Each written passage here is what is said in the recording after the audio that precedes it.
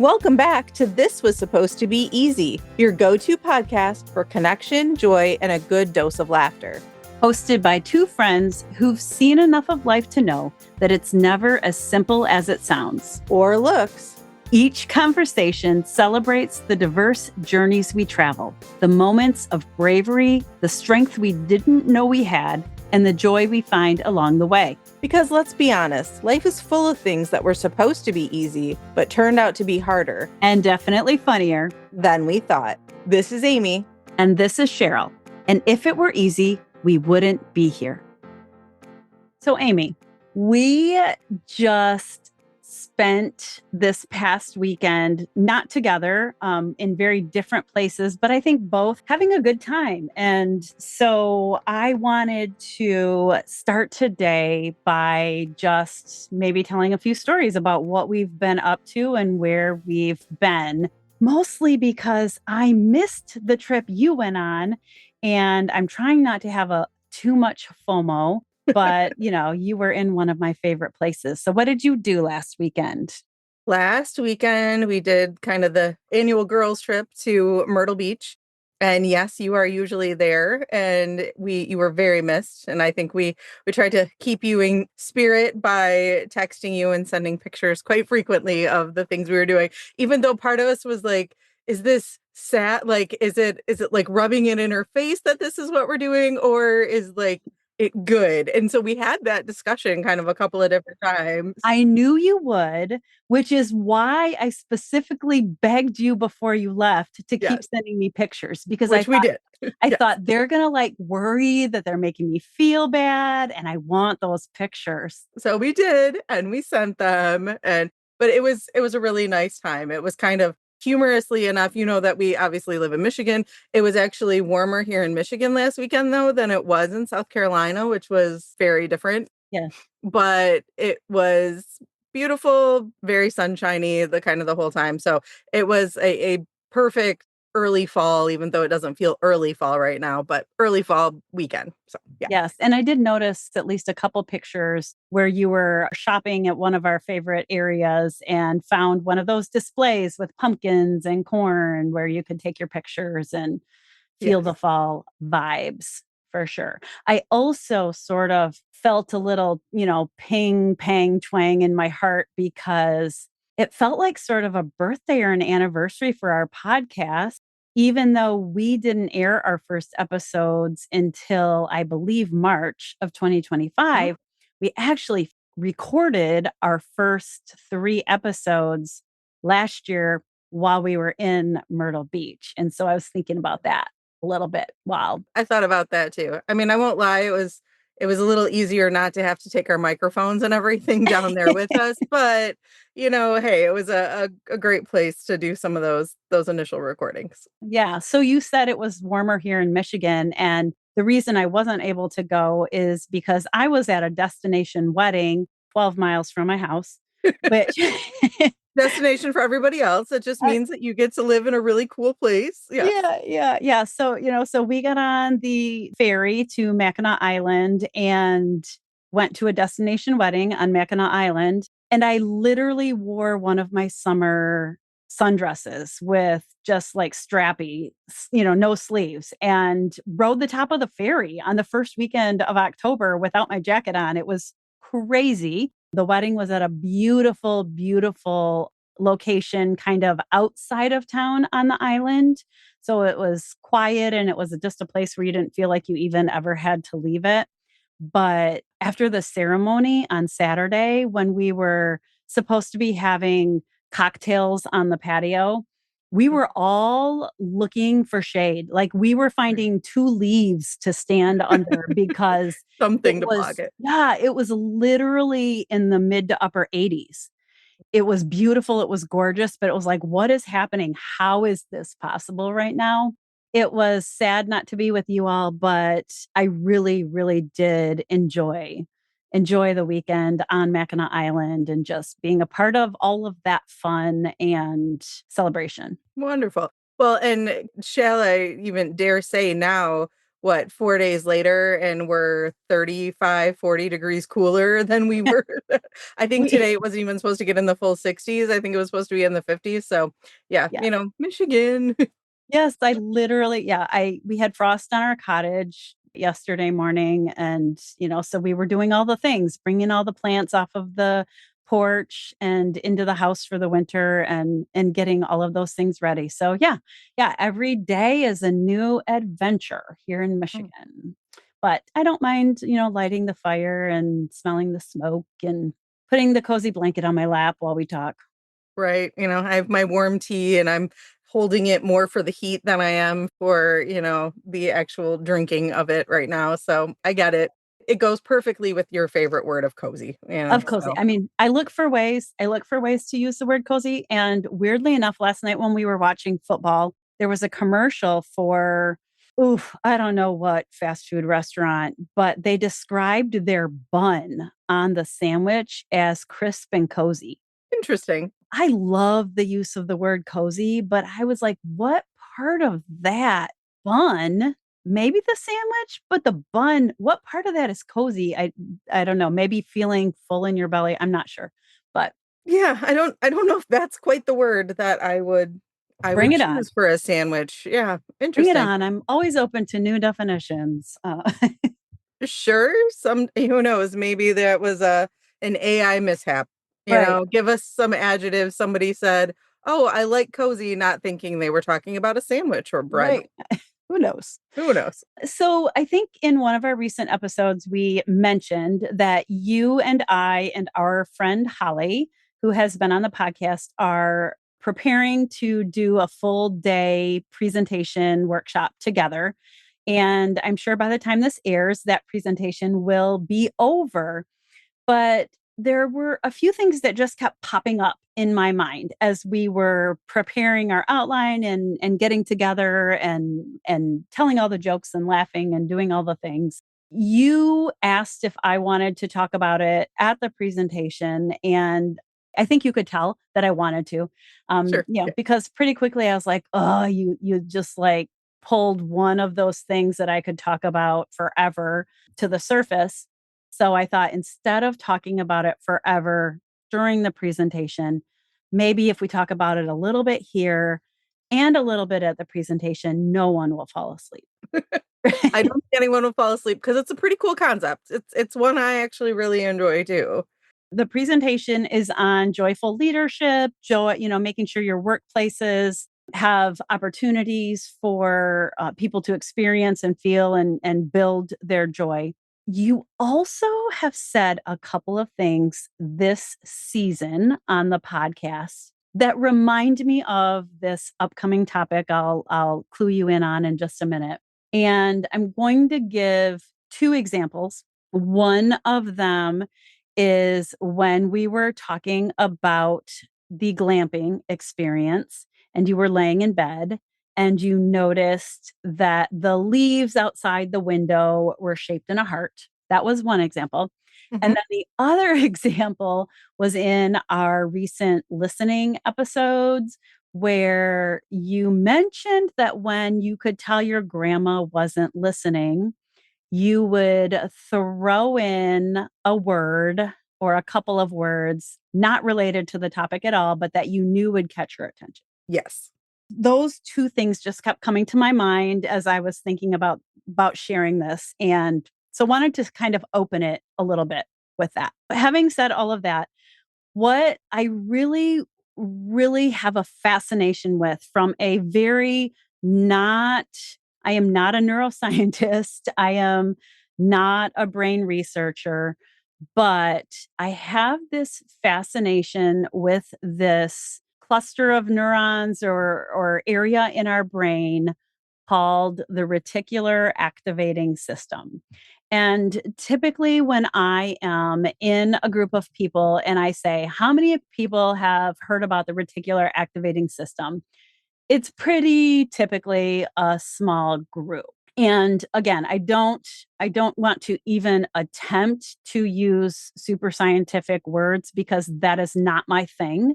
But it's sort of this network of neurons that are in our brainstem. And the reticular activating system serves as a sensory filter in pretty simple terms, right? So it takes what in our environment is constant bombardment of all kinds of noises and like sounds in the background, people talking, trucks backing up, air conditioner running, even the sensory reactions to the heat that we're feeling in the light and all of those things. And it sort of blocks out those things that it doesn't think are important or essential to our survival. It's that filter that helps decide what we need to hear, what we, if a horn's honking and there might be an impending accident or something like that, it's going to let that through, hopefully. Right. It does a lot of this filtering from the bottom up when you think about, the brain stem and what would be ascending up into our awareness. But on the other side of it, it allows us to not have sensory overload most of the time. And we could talk all day about what that means in terms of the ADHD that you and I talk about a lot. But it also can be influenced by us and our, cognitive function and what we are looking for and what we want to notice and what is important to us. And so it doesn't only filter, like if you just think of it here in the middle, it doesn't always filter things coming up and into our awareness. It also can filter down so that we can sort of help it know what to regulate by sort of training it to look for from the top down things that we are needing or looking for or goals that we're setting, things like that. I've been rambling. No, no, no. I think you've been explaining. Let's exchange those words. No, you've been explaining, and I really like this. I've actually used the concept in different trainings that I've done, specifically with leadership, where confirmation bias comes into play because if you believe that, let's say, your employees are out to do something, bad or malicious, or Mm, this mhm, employee is always late, you're going to always kind of see those things or people doing what they're, but if you say, like, I believe I have an amazing team of people working for me. We talk a lot about early childhood. I'm working with early childhood, teachers who really care about the children and the families and all of this, then they're going to see more examples that the teachers and the children are interacting well and the families are interacting well. And I think that kind of goes a little bit with this, that we are training our brains to see what we want to see in a positive way too, instead of letting all the negativity filter in. mhm. And I think in a way, it almost makes me think a little bit of social media algorithms. It's why you and I could be watching TikToks and we have totally different algorithms going. I know you get a lot of pressed flowers. I have Mhm. been getting a lot of birthing videos. I don't know why. I apparently watched one too many and they thought I wanted all of them. I don't, but okay.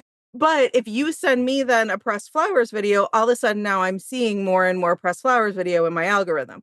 Yeah, Or, then I might say, okay, well, hey, we were recently talking about food related ones. So now I'm getting more like creative food ones, as we're talking about it.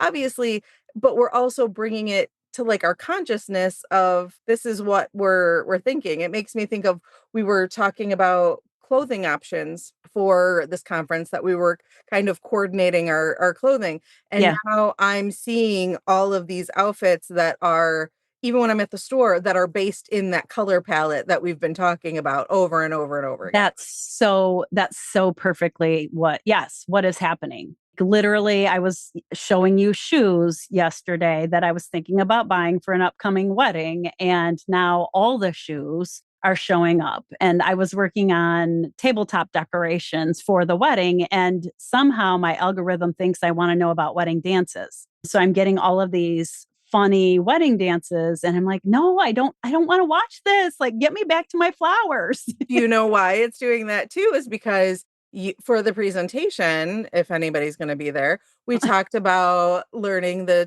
you talked about teaching us all the new Taylor Swift dance For the fate of because Ophelia. then people could Yes. be popular at weddings. So between that and tabletop, apparently you've been taking pictures at weddings. I'm surprised not Yes. all of everything you have going on is wedding. It's fortunate that we can train our brain and our RAS hopefully a little bit easier than we can train our algorithm. Right? Please let that happen.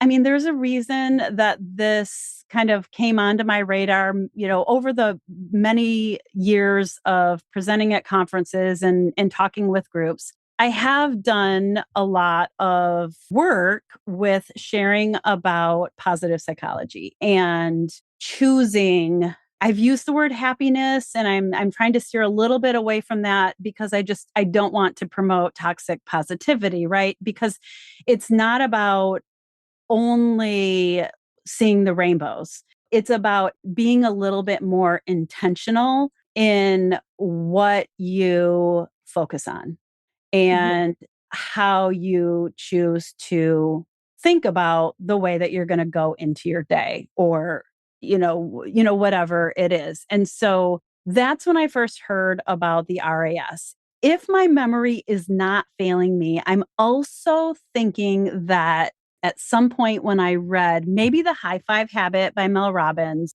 I believe that she talked about it a little bit in that book as well. And so those two things sort of happened in similar time frames and made perfect sense to me. And so I guess the reason that I really wanted to bring it up today and talk about it is because sometimes when we see things that are meaningful to us out in the world and we bring it up, people might look at us and say, ooh, that's really woo woo. Like, come on, Cheryl, you can't just say that this good thing is going to happen and bam, it happens.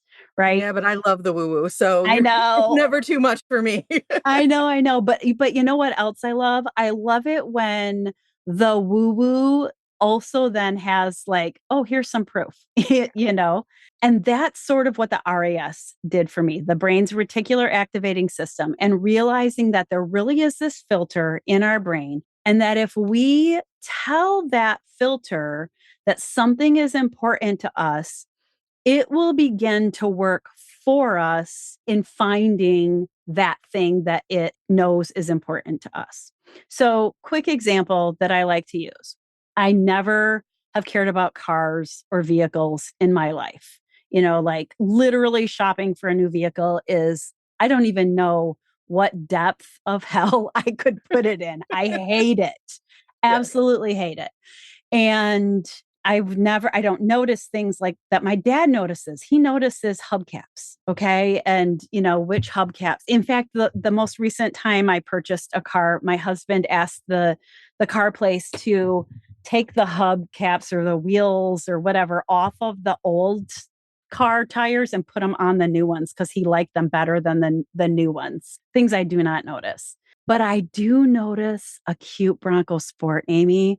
I love Bronco Sports and have my second Bronco Sport right now. And when I discovered the Bronco Sport, when it came out and I fell in love with it, I would see Bronco Sports everywhere. I would see them in parking lots. I would point them out going down the road, going down the expressway. I was noticing not a single other vehicle, right? Like I couldn't tell you if 5 trucks went by us or 10 different cars, or if it was a fancy car or a Michigan made normal car. Like, not that we don't have fancy cars made in Michigan, but none of those things are filtering in.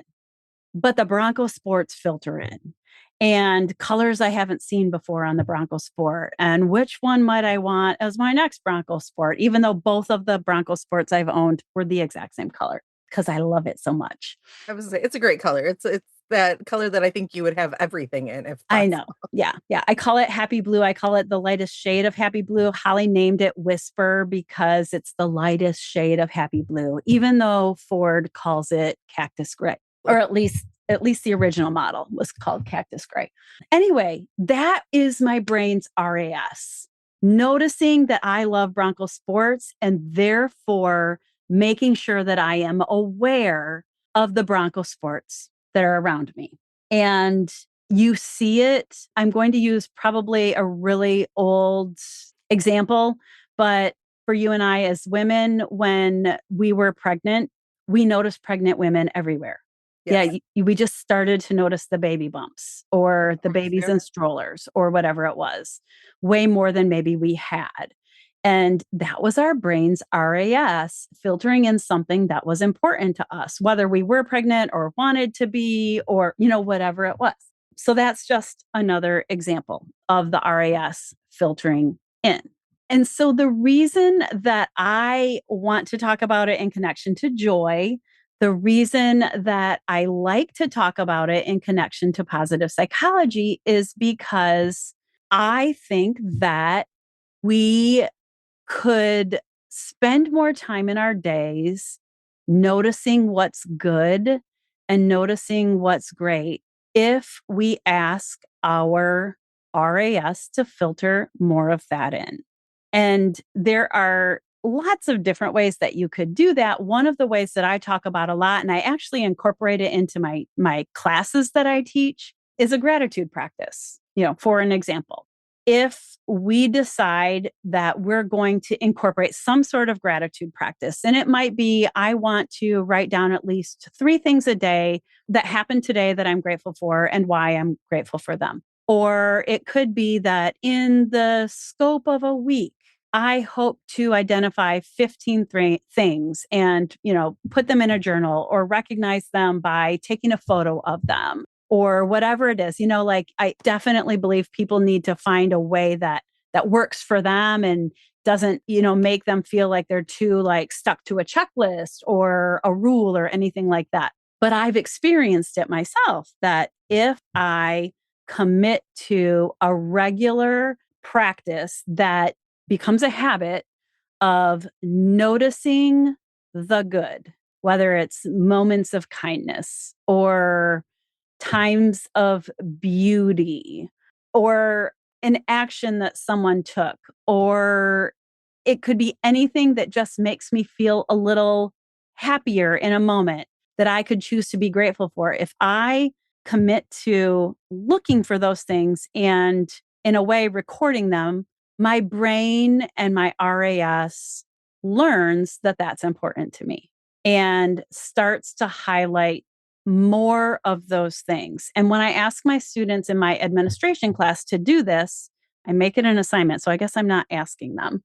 They often tell me at the end of an 8-week class that they thought it was ridiculous that they had to do this for an administration and leadership class. But by the end, it's one of the things that they tell me I should never remove from the class because it is the thing that they want to continue in their world because they've noticed that more positive experiences in each day are filtering in to their brain. It reminds me of a story I once heard, and I can't remember if I've shared it here before. I feel like maybe I have, but in relevance, it's definitely something to reshare because I think it fits here well. Is that I remember hearing the story that it was a two people part of a partnership, or romantic partnership, and they were looking at their day and they made a commitment to each other that the end of every day after their workday, they would share the best thing that happened for them for that day. Yeah. And they realized that after a significant amount of time, that their lives just felt so much better. And it was because as they were doing that, they were constantly looking for, is this the best part of my day? It was one thing. Mm.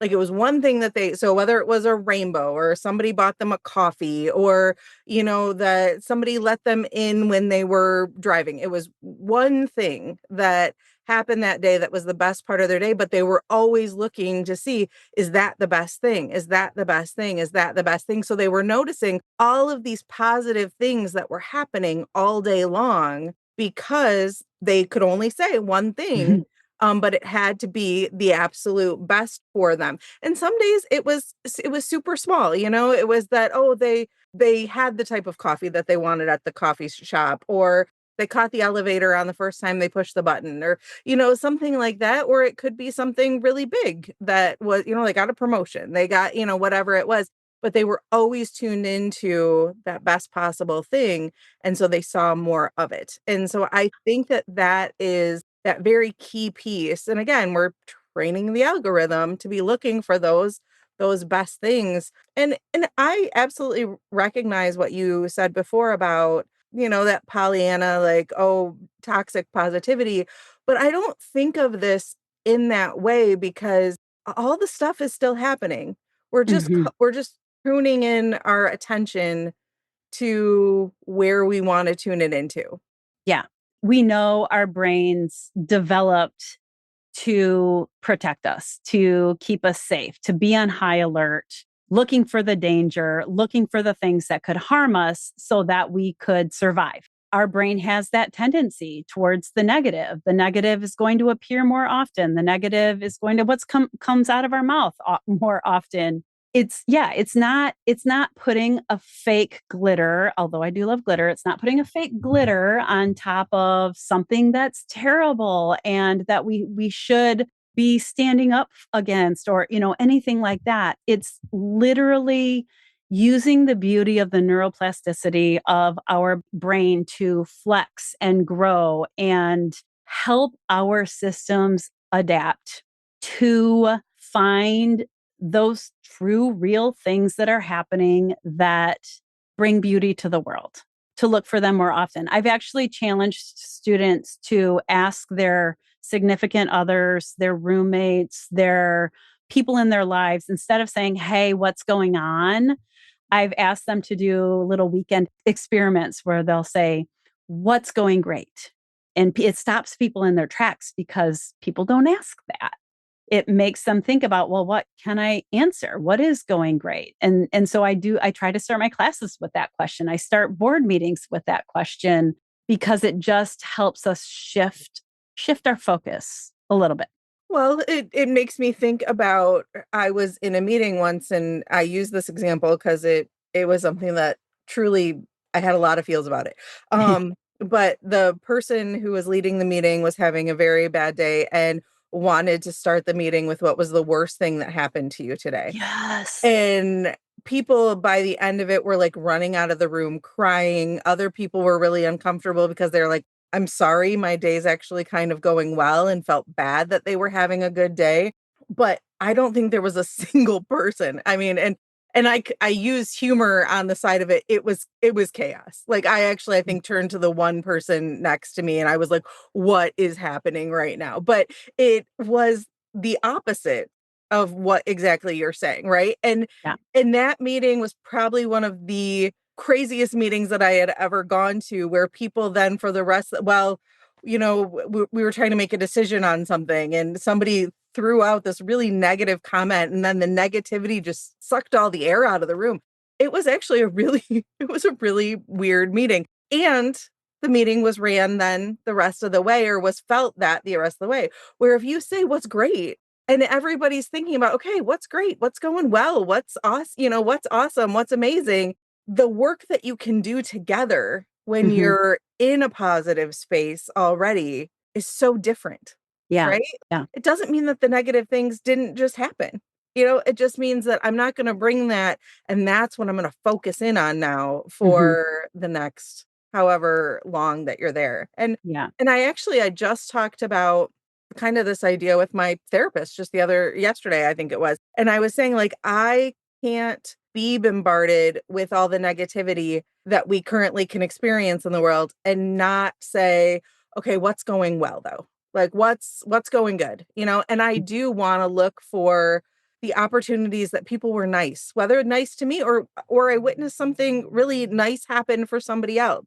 I've noticed for myself because as many people that have listened have seen that I have a puppy, I am constantly looking at puppies right now. And so when I see a puppy, I never want to not go, oh, puppy, you know, like I want to do that. Same thing with babies. They make me super happy, even, you know, even more happy when they're not mine. Like It I just, you know, I love a giggling baby. I don't even mind a crying baby. I love babies. I love puppies. And so when I see them and I'm always looking for them, I'm excited about it. I like even looking at baby clothes when I'm walking through, you know, a Mhm. store. It just makes me smile when I see clothing that's, you know, less than 2 feet tall. Like it's just Right. small. There's something cute about it. But I think constantly looking for those things though can shift your whole demeanor and it can make your day Yeah. much better than it would have been otherwise. And how ironic that we're starting our shared presentation with a video of a baby laughing and then a welcome video from each of the three of us with our dogs. Yes. Right. Yes. Yes. I wonder if that was your idea, Amy. I mean, Um, it probably was somehow. that example you shared, while it was the opposite effect, it was still the RAS, Right. right? Like that question put all of your brains onto the pathway of the negative. And that's the work of that filtering system is, to show us what it thinks we're looking for. And so, just to sort of wrap up today, I mentioned that I think I remember reading about the RAS and a little experiment in The High Five Habit by Mel Robbins, which I think she was actually referencing it from a previous book.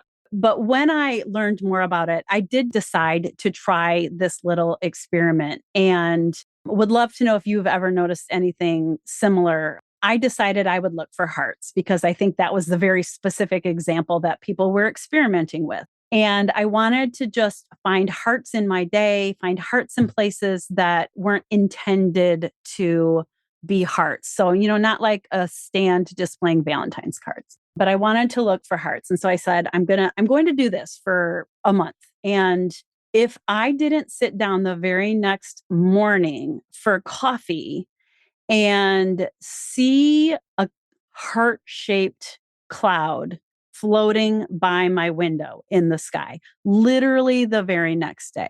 I took a picture of it to document it, which also helped reinforce to my RAS that I was looking for hearts.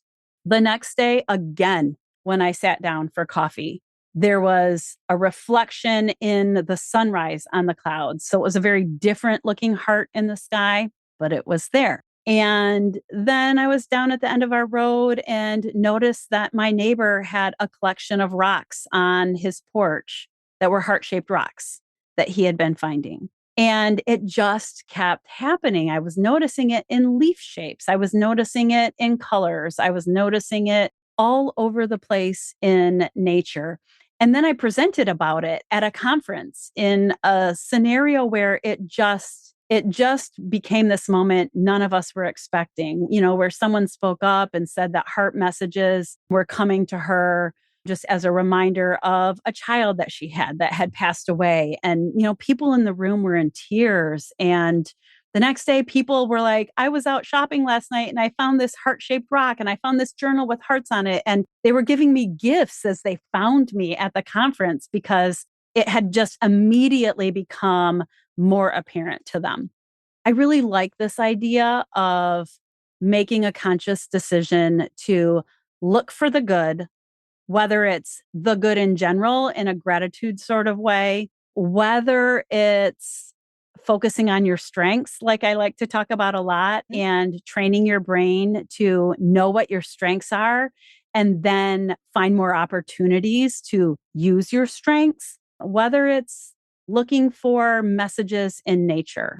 I really like this idea. And I'm wondering, Amy, if I don't know, did I say anything that gave you a story? So, you know, if we tie in the part of the woo, that kind of the woo woo part, like I like to think that I get messages from the other side and I always talk about I've mentioned my grandma. I believe that she sends me blue jays and I've had opportunities where I'll be at a store and I'll be thinking about her randomly. And then the next thing I know, I turn the corner and there's a display of blue jays. Mm, Or I remember one time I was having a difficult conversation. And I looked out the window and there was a great big blue jay on the bird feeder. Those types of things. love it. I think also, though, the one thing that I would encourage our listeners, if they're thinking about what to do, is photographing it. You Mhm, mentioned it, and if you are able to, if you see those, let's say it's hearts, let's say it's blue jays, let's say it's, rainbows, it's interesting color, that mhm. you like. Maybe it's the color purple or something like Happy that. blue, whisper blue. Yeah, whisper blue. If you want whisper blue, take pictures of it because I think that really does it, like you had mentioned, it kind of trains your brain, adds even an extra layer of focus. But what it also does too is it gives you the opportunity when you're scrolling back through your pictures to recognize, gosh, I've really seen a lot of hearts, or I've really seen a lot of blue jays, or I've, really seen the color purple often.